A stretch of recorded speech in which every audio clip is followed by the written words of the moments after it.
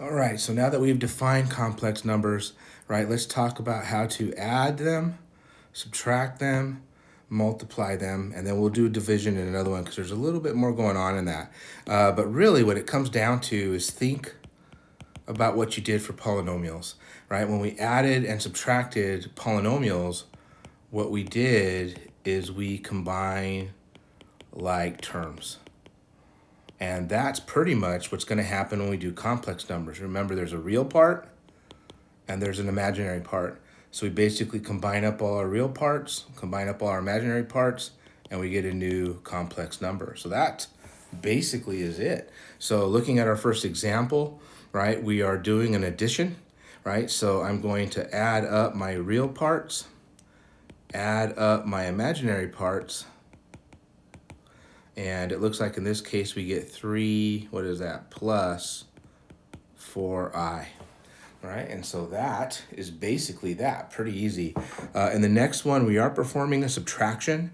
There's some rewrite we need to do. So based off of what we saw in the last video, right, this one would be negative 4i, right? And then we're subtracting 7 plus, it looks like 7i.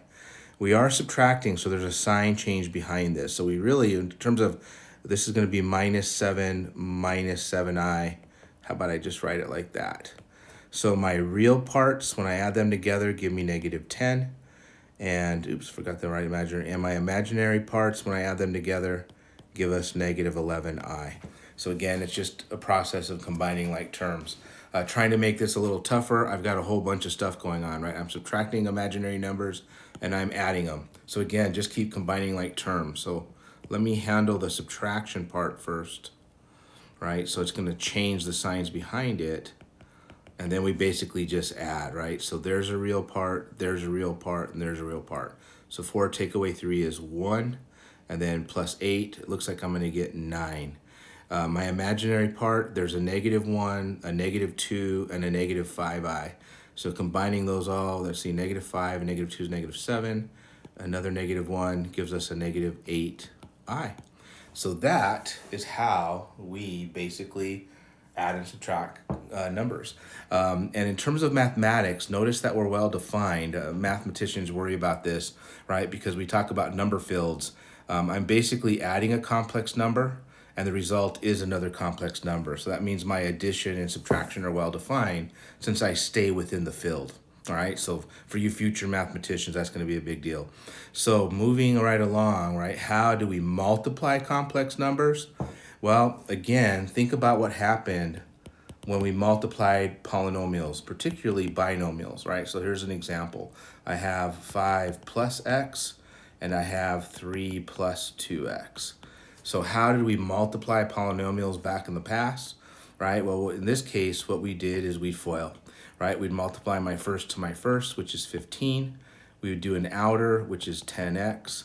We would do an inner, which is 3x. And then we would do an outer, which in this case is positive 2x squared. And so combining like terms and rewriting in some order here, we got 2x squared plus 13x plus 5. So it turns out to multiply complex numbers, we basically follow the same rule. However, just remember, right, I is the number that when I square it, puts us back in reality, right? So it's pretty amazing. So we're equal to negative 1. So that's going to be the little added effect there. So coming to the next example, if I FOIL this, right, 5 times 3 is 15. The outer is a positive 10i. The inner is a positive 3i. And the last is a positive 2i squared. And so combining like terms and accounting for that, right, this becomes 15 plus 13i. Multiply that by negative 1, right, that's basically a minus 2. And so we end up with 13 plus 13i as our final answer. All right, so that's basically how you multiply.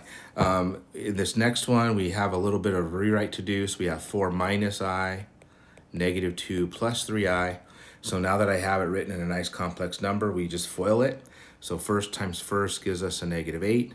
The outer, in this case, gives us a 12i. The inner gives us a positive 2i. A negative times a positive is a negative 3i squared. Combining like terms, 12i and plus 2i is 14i. And then I squared being -1, we already have a subtraction, so that turns into a plus 3. Combining my parts, right, -8 and 3 gives us -5 plus 14i. So there you have it. So we're just foiling. In the next one, be careful, all right? Students, a common mistake is to distribute that exponent, but in reality what's happening is we have 4 minus 3i serving as the base. So we basically multiply it to itself, and we're essentially foiling, right? So we have 16, looks like minus 12i, minus 12i. A negative times a negative is a positive 9i squared. So we have a 16 minus 24i. I squared is -1 with that positive means we have -9. So combining like terms, this results in 7 minus 24i. So again, remember we're actually multiplying the complex number 2 plus 5i to itself. And so we're foiling. First times first gives us a 4. The outer gives us a 10i. The inner gives us another 10i. And then the last, a positive times a positive is a positive. And we have 25i squared. Combining like terms, we have 4 plus 20i. I squared is -1. With that positive means we have minus 25.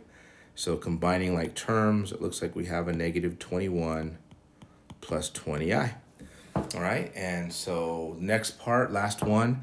One thing I want you to notice is notice that this is a difference of squares pattern. The terms are the same, but we're subtracting and adding. So if you remember their difference of squares, right, this basically comes out to 2 squared minus 3i squared, which is 4 minus 9i squared. I squared being -1, this becomes 4 plus 9, which is 13. Or if you FOIL it out, right, 2 times 2 is 4. The outer is a 6i. The inner has a -6i. A negative times a positive is a negative, and there's your 9i squared. So notice the i's cancel out. That turns into positive 9, and you still end up with 13. Okay? And what's interesting about this is we're still complex. Remember, this just means that there's no imaginary part, right? So we're looking at 13 plus 0i. So we're still well defined in terms of when I multiply two complex numbers, my result is another complex number. And what's interesting about this is these two numbers combined, right? They actually get rid of the imaginary number. This is important. These are called conjugates and will play a huge role in division that you'll see in the next video coming soon. So talk to you then.